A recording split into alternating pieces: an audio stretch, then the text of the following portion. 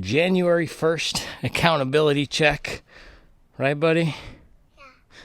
Yeah, let's see what we got here. We actually got about 1.3 more than whatever this says. So 6.8. Yeah, we got 8 miles, 7:56 pace with the non-jogging stroller, I forgot to start my wash until we were 1.3 miles in. But guess what?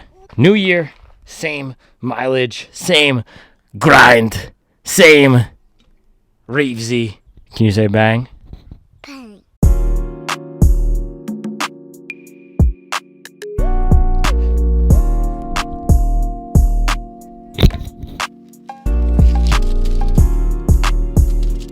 Fellow hobby joggers, Happy New Year.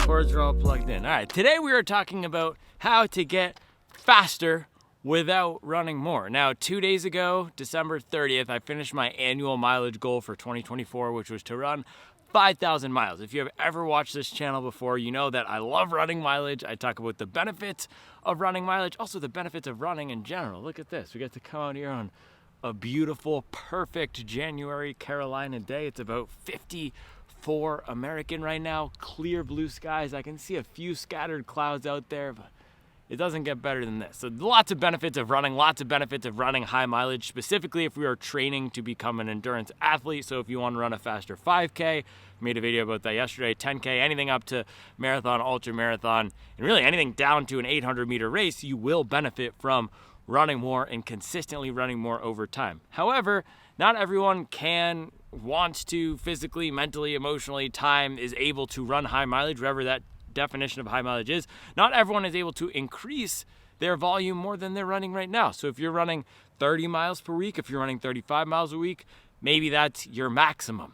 Now, if you want to get faster, I would highly encourage you to at least be running baseline 30 miles per week, ideally 40, but again, not everyone can do that. So today in this video, I'm going to talk about 3 things you can do, 3 ways to get faster without increasing your mileage. Now, training at a high mileage versus training at a lower mileage, the trade-off there is the more miles you run, the less exact, precise, scientific you need to be.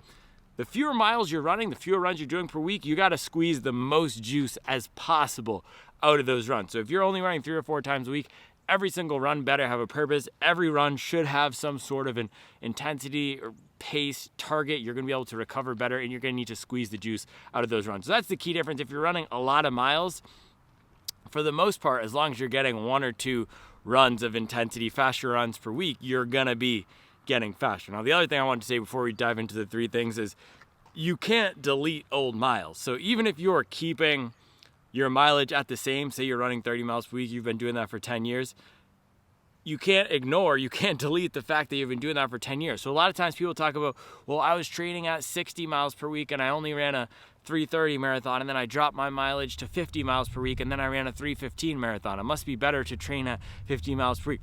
Well, you also did have that old training block under your belt where you were running 60 miles per week. So you are going to be getting the benefits of pseudo high mileage just by running more over time. Running 30 miles a week for 10 years, you might be faster than someone who runs 80 miles a week for 1 year, because all of these benefits where you become more efficient at burning fat instead of carbs, your body gets more efficient at using oxygen as an energy source. You can plain old hold on to paces for longer. Those come with getting more months, years, decades of running under our belt, regardless of the actual weekly mileage level. But let's dive into it. First thing you can do to get faster without running more is to recover harder. I said this yesterday in the video about 5K training and how to run a faster 5K this year. If you want to get faster, it's not just about the workouts. It's also going to be to make sure we're doing everything before, after, during those runs to set us up for success on those next runs. And specifically at this lower mileage level, as I mentioned, you need to get the most out of those runs. And to get the most out of those runs, you need to be showing up to dang near every run fresh. So if you're running 4 times a week, you should be ready on all those 4 runs a week. Not that you have to be smashing all of them at a fast pace, but you should be ready to give it a solid effort on all those runs because you have 48 hours to recover. So with that, sleep is going to be huge. I talked about this yesterday, but averaging 7 hours a night of sleep at least, that's going to do the most to recharge fueling appropriately. Now for me, I like to get in a big meal within 2 hours of finishing every run and some sort of calories, ideally within the first 30 minutes to an hour. Now, there's all sorts of different recovery drinks out there. You can do orange juice, you can do a piece of toast, but just making sure you get some sort of fast digesting carbs within that first 30-minute window is going to be key. Sometimes I don't always do it. I'm working and I have other shenanigans going on, so sometimes it takes an hour to 90 minutes, which is not great. I actually read in this book that I've been reading, the Training for the Uphill Athlete, that you can delay recovery by days if you don't, especially after big workouts, if you don't get those calories within that 30-minute window. So getting roughly 200 calories within the first 30 minutes to an hour, and then a bigger meal. When I say bigger meal, that's 500 plus calories after that within that 2-hour window is going to be huge for recovery. And then the last thing, this is the easiest thing in terms of recover faster, and it's controversial to some people, but quitting alcohol is huge. If you do not drink, you give your body such a better chance to recover. Now, I mentioned this a few weeks ago when I was talking about this during the holiday season. I personally have nothing against drinking morally, socially. It can be great in social situations. I don't do it personally anymore because I'm so focused on my running and I'm so focused on getting the performance. And I also run a business, and the business is a running business. And if you want to be the best you can be at running and give yourself the best chance to recover and run faster, then drastically reducing your alcohol intake or stopping it altogether is such an easy way to make recovery faster. Now, if your ultimate goal isn't to run faster and to get the most out of each run, then you don't need to do this. And I'm not saying that in a judgmental way. It's a trade-off. It's a personal decision for each person. But it is a very easy way to cut something out that reduces your running capability. Now, people talk about who have Garmin's and different sleep tracking devices.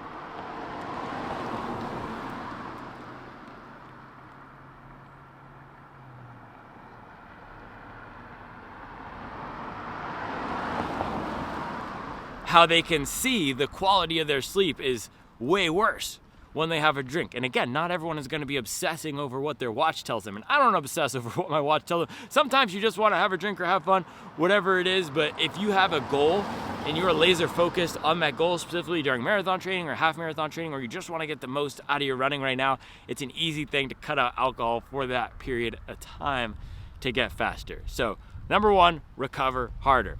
Number two, the second easiest thing you can do to get faster is to vary your paces, pace variation. So if you're running 3-4 times a week, a lot of people who are running 3-4, I was going to say it's likely, I'm not going to say it's likely because I don't know the exact data, but a lot of people who are running 3 to 4 times a week are running all of their runs at around the same pace range. Now, whether that is too fast or too slow, that's not for me to say, and I don't really care whether that's too fast or too slow.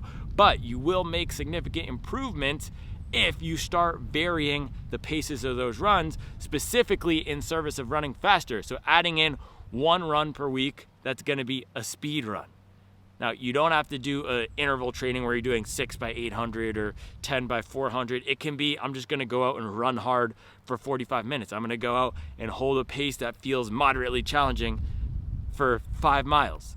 Whatever style of training it is, if you are not currently varying your paces and you're just running all your runs at the same pace, you're not going to be getting the benefits of increasing intensity over time. So I would suggest adding in 1 day per week of that harder, faster run in the middle of the week, and making sure whatever run is before that is relaxed enough so that you can give it a solid effort and run hard on that run. And with that, if you start adding in intensity, your body will gradually and naturally need to run slower on some other runs. That's why I'm not prescribing any pace targets here, because you will figure it out over time. But if you do need a pace target, say you're running all your runs at an 8:30 pace and that feels generally fine, try running 1 run, finishing that at a 7:45 pace. And then maybe for the runs before and after that 7:45 pace run where you finish, you're going to want to slow it down to an 8:50 or a 9-minute pace. So by modifying your paces, modulating the intensity, you'll be able to have 1 or 2 runs per week where you're pushing it and running faster. And especially if you're running lower mileage, there's often this school of thought, run slower to get faster. In this case, we need to run faster to get faster. And we need to focus on doing 1 or 2 runs per week where we are running faster to get faster. and then the other runs will likely become slower. But we're not slowing them down just to slow them down. We're slowing them down in service of having those other runs be faster. The other benefit of slowing it down, and why so many people talk about zone 2 training, or keeping your heart rate roughly around 75% of heart rate max, or lower, maybe between 65-75% of heart rate max, zone 2, or what I would call relaxed running, what I call the aerobic zone, the zone where we're teaching our body to be more efficient at using oxygen. The whole reason why that's so important, people talk about it, is because if you want to get faster at anything, you have to train that aerobic system. So naturally, if you start running 1 or 2 runs faster per week, your other runs will likely be in that aerobic zone. And this is the beauty of running high mileage, actually, and teaching yourself to run high mileage consistently without getting injured. You will, again, naturally, organically, without even forcing it, find the pace that supports that aerobic development. It's impossible to run 100 miles a week for 10 weeks in a row and be running all of your runs too fast. It's just not possible, because you'll get injured. And for me, and I don't train by heart rate, but if I did look at my heart rate, it's around 145, 150. Sometimes with a watch will track a cadence or something, and somebody will say, wow, your heart rate is really high.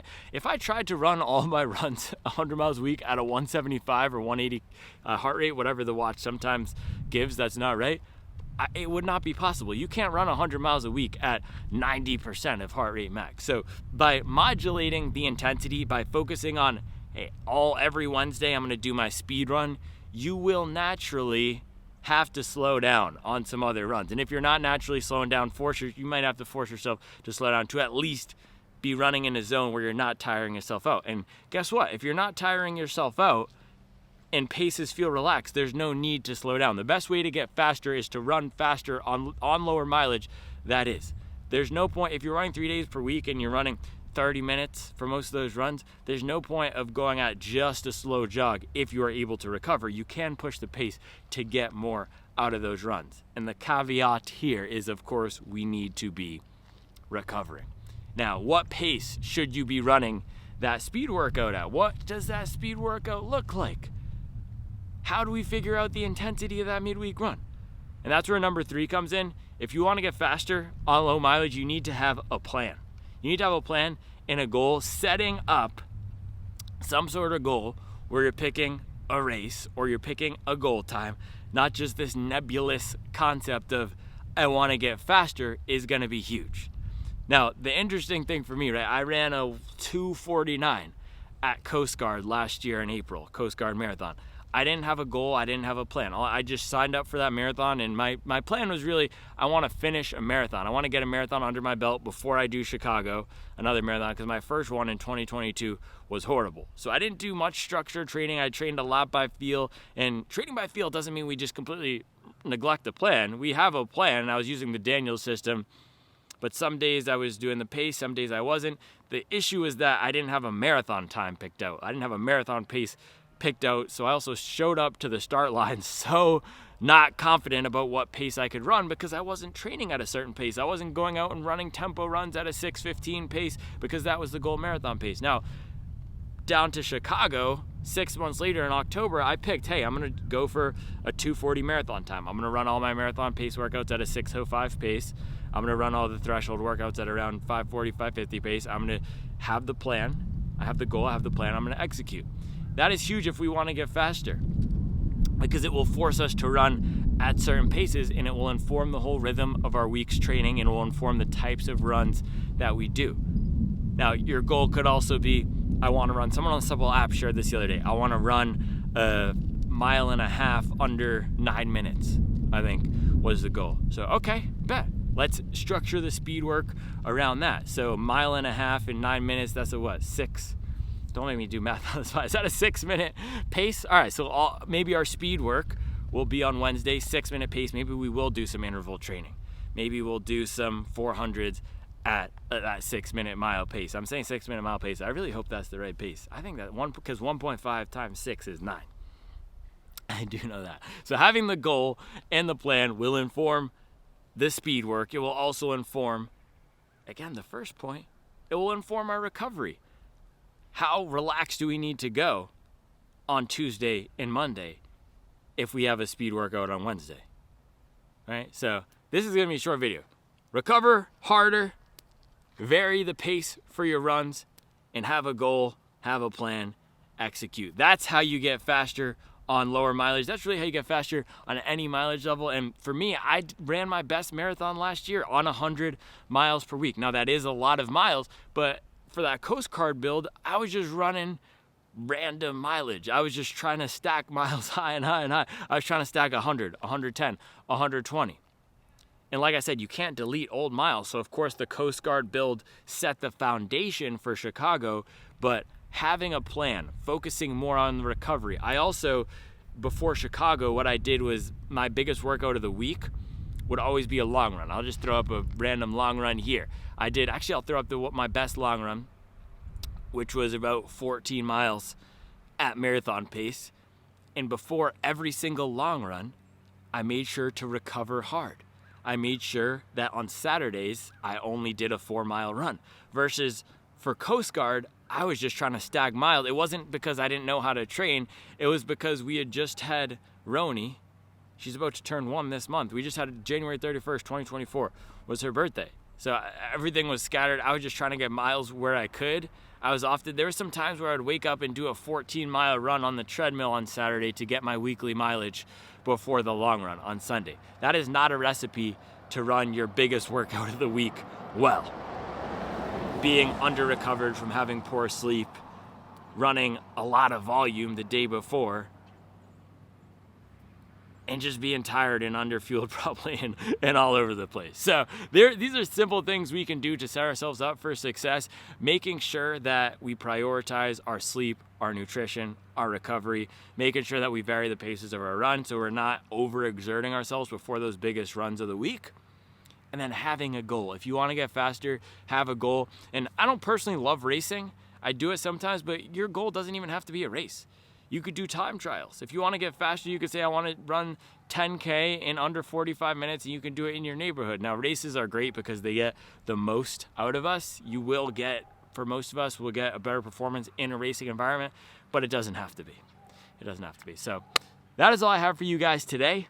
Let me know what other training questions you have. We're going to be doing a lot more training on the channel. By the way, I was going to take my shoe off. I'm doing a free daily trainer giveaway on the Supwell app. If you're not signed up, make sure to go sign up. It's the best community for hobby joggers out there. We also have the buy, sell, and trade shoe marketplace. I'm leaving up the giveaway until this weekend. So if you want to win a free daily trainer, all you have to do is put your favorite training memory from last year, 2024, and what your training goal is for 2025, and you'll be entered to win a free daily trainer. I'm going to do a better job at doing challenges. I think we'll do monthly challenges, something like that. I was thinking about that in this run. I have to finalize it, but we're going to do a lot more challenges and giveaways on the app. We also have the community. We have the shoe marketplace. We have lots of deals and discounts in there. So if you have a big running goal for 2025, or you are looking to build a better habit, more consistency with running in 2025, please get on the Supwell app. You can also shoot me a DM and ask me any questions. All right. That's all I have for you guys today. I have to eat lunch and do a bunch of stuff. So it's 2:44, late lunch today. I'll be back tomorrow with another video.